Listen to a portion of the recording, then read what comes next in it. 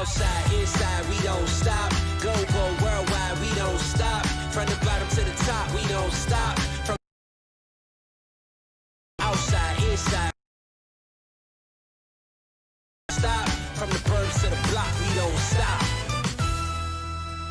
Whenever you witness greatness and success, there's always someone behind the scene that is making it happen. Our next speaker is that person. As a strategist and a visionary, he has redefined how NBA players are viewed by empowering them both financially and socially to use their platform to be leaders on the court and off the court. Welcome, President of Think 450, the licensing arm for the NBA Players Association, Payne Brown, who will talk strategic partnerships and collaborations. Welcome, Payne.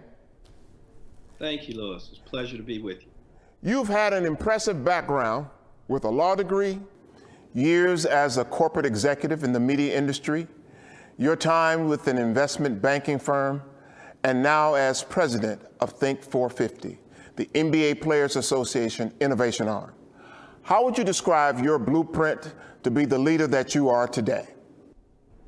That's a great question to start with, and unfortunately, my answer may not be as great. Because Louis, I described my career as this random walk, where fortunately there were opportunities that were presented, and I guess the best thing that I could say is that when they were presented, I was prepared to walk through the door. I wish I could say that I had this overarching plan when I started out, but the only thing that I frankly ever really wanted to do, that I knew that I wanted to do, was be a lawyer. And that was a result of my dad and my mom being involved in the civil rights movement and saying, you know, hey son, if you want to change the system, you got to know the system. You can't stand on the outside and throw rocks. And that to me translated into this notion of being a lawyer for some reason. And I think being a lawyer gave me the education, taught me how to think, and frankly just prepared me for this random walk of opportunities. Well, Payne, as some people say, there's no randomness to life, that it's all a pre-planned journey. It just may not be our plan. Congratulations to you and your NBA players and the league for running a successful postseason during the toughest of times. Notably, they also made history by taking a public stance in the fight for social justice. How did this coordinated effort come about? First of all, I'd like to say just how proud I am of the NBA players, of this group of, frankly, predominantly African-American men, young African-American men, who did not check their social conscience, if you will, at the door, who not only showed up to play basketball, but showed up to take a leadership position and to show the world that no matter how successful they may be financially, they were still not immune from the ills of society. And I don't know that the league or the union necessarily can take credit for their advocacy. What I think the league and the union did was made sure that, one, we finished the season and that the players were safe. But the advocacy was literally led by Chris Paul, the executive committee of the union, and the Jaylen Browns, Malcolm Brogdons of the world, young men who believed in a cause, and again, I can't say this strongly enough, chose not to check their social conscience at the door, and stood up for what they believed, and frankly, we're just tired of seeing day after day what was happening to African Americans at large, but to African American men specifically. But how did you get the league and the owners to join you? After George Floyd, the unique thing about it was that it forced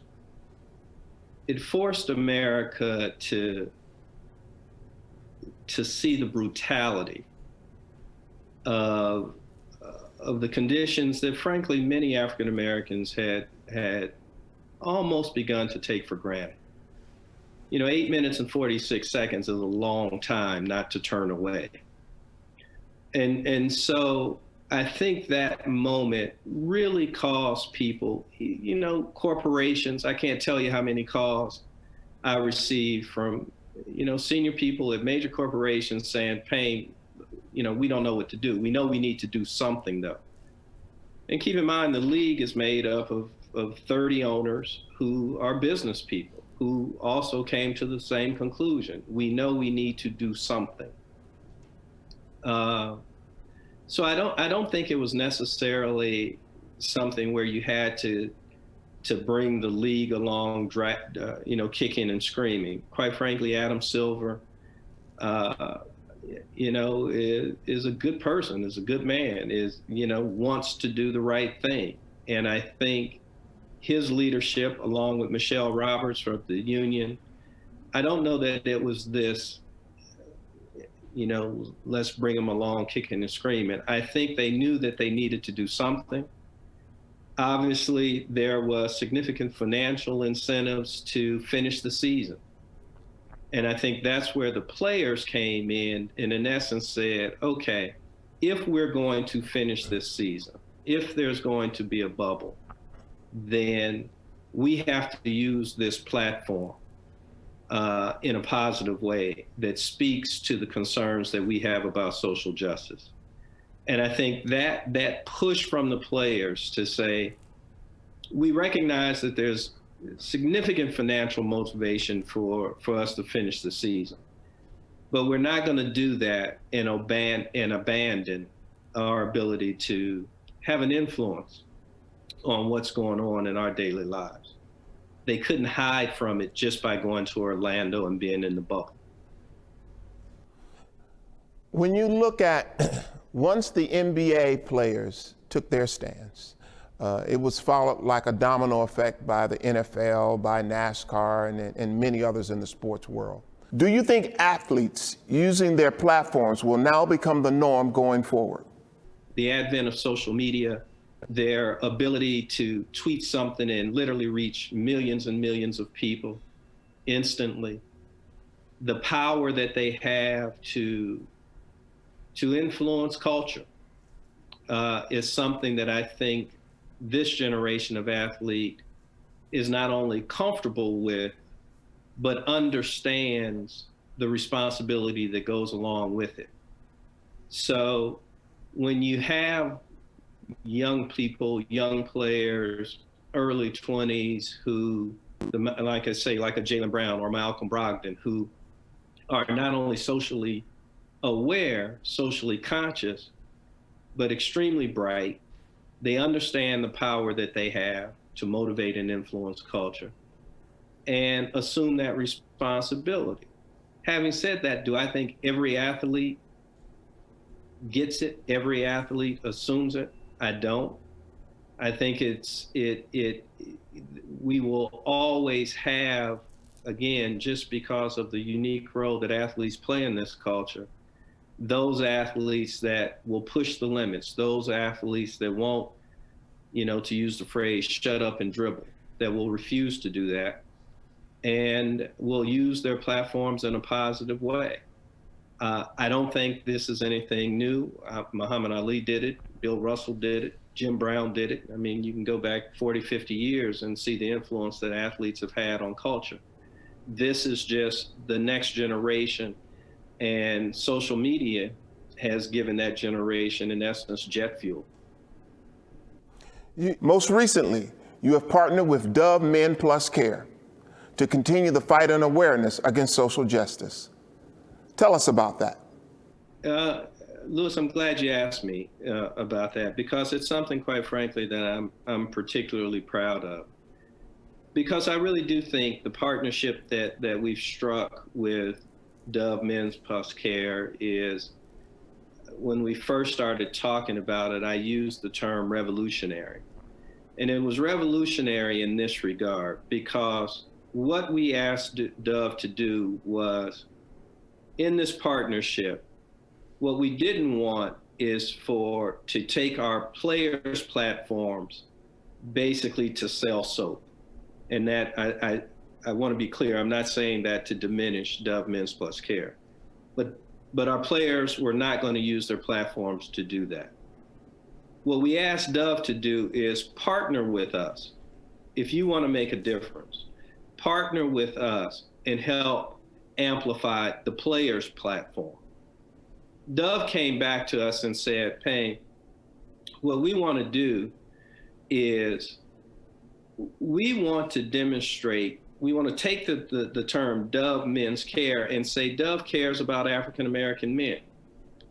And when they said that, that's when I used the term revolutionary. I mean, Lewis, you're frankly legendary in this business, and I would suggest to you that I don't know that you've ever heard a corporation that you've dealt with say, we want to message that we care about Black men. That to me was the impetus to move forward, to strike this partnership, to get players like Chris Paul involved, to get players like Aaron Gordon involved, to Danny Green, to get these significant NBA players to use their platforms, to use their influence, and to work with a corporation that was willing to amplify the players' objectives and goals, to speak to things like safe voting, to speak to things like how African American men are represented in the media, to speak to things like just the basic right to vote and to get out and vote.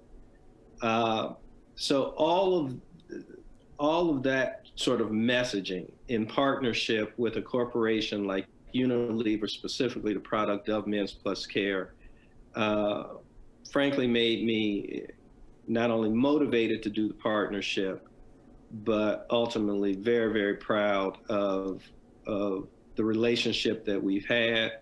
We don't anticipate that it's going to be a one-off. We look forward to growing it, and frankly believe that working with Dove Men's Plus Care not only ultimately will show benefits to them, the corporation, obviously that's what they want to see, but also to our players as well, and the ability to amplify some of the messaging that they're so passionate about. Well, Payne, you and I both know there are going to be some people who say Dove should just stick to making and selling soap, and the players should stick to playing ball.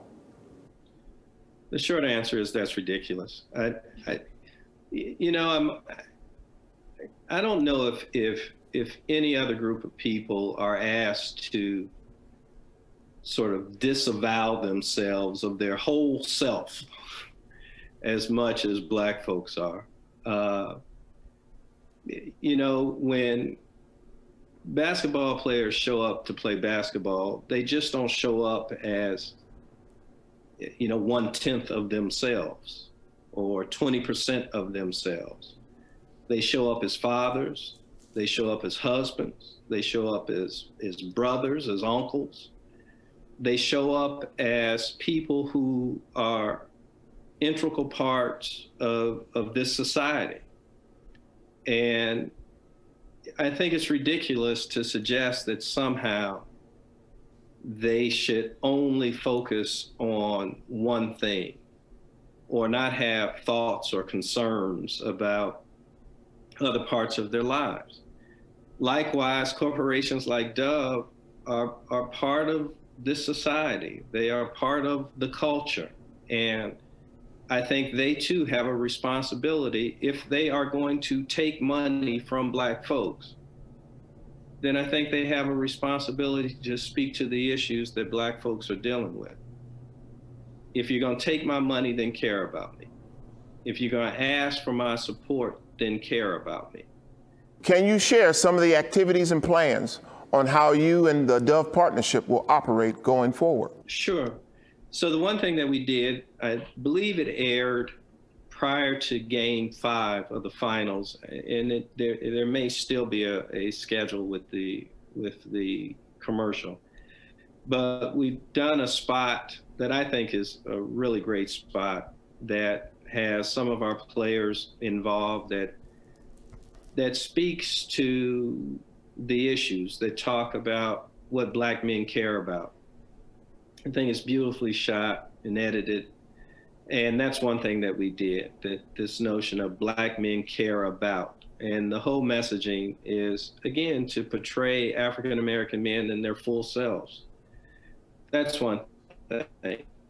We're also, I mentioned the notion of Dove Men Plus Care using their platform to help elevate and amplify some of the concerns that some of the players have. So we have this second part of the partnership where Dove will, in essence, sort of spend a day with one of the players and focused on some of the things that the players are concerned about. So that's one thing that we're really looking forward to, is how do you capture some of those stories? And I think the whole notion is, as we unveil the various pieces of the relationship, to spotlight, highlight African American men, particularly in their full selves, and this notion that Dove Men Plus Care cares about African American men. Payne, tonight is about living a purposeful life. Have you discovered your purpose? You know, Louis, you're asking some tough questions here, my friend. The one thing that I will say to you that this pandemic has done is caused me to come to grips with just sort of the brevity of this journey. And to ask myself some of those sort of deep questions. Have I found my purpose? There are a couple of things that I've always thought about my purpose, and they have less to do with me, well, sort of do with me, but more to do with, you know, my relationship with my kids, this purpose of wanting them to be able to live out their dreams.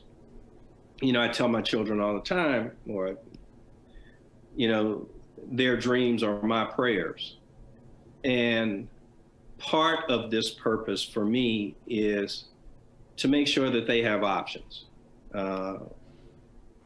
When I think of the more general purpose, I've always been sort of guided by this notion that I didn't want my mother and father to ever be embarrassed by me, that I didn't want Miss Curry up the street who, you know, or Miss Davis or Mr. Davis to have to come to them and say, hey, you know, we saw Payne such and such, we saw Payne. And so this desire to represent my family, my mother and father in a positive way. And this sounds corny, but maybe it's just a function of being as old as I am. The old adage of wanting to be this credit to your race. That's still important to me.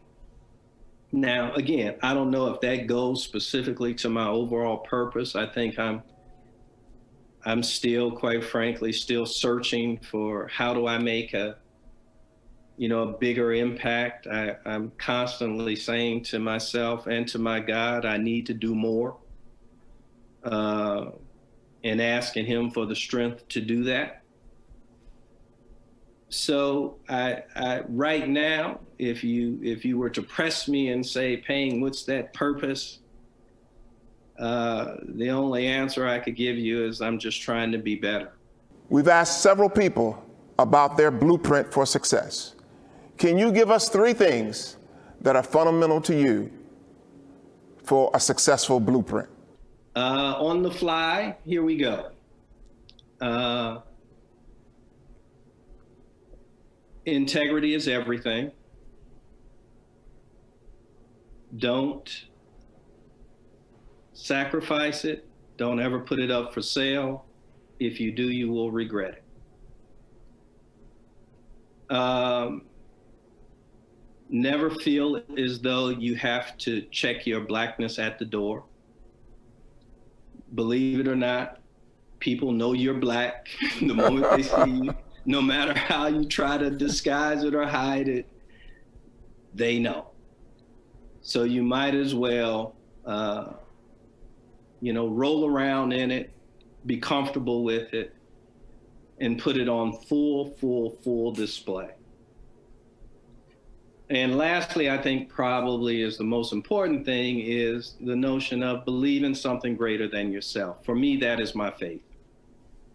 That throughout your journey, there will be times when you are challenged. And, those moments where mama can't help you, daddy can't help you, and you are at a loss. And that is the time when you need to get on your knees. So stay close to your faith. We want to thank you for participating, and I wish you well.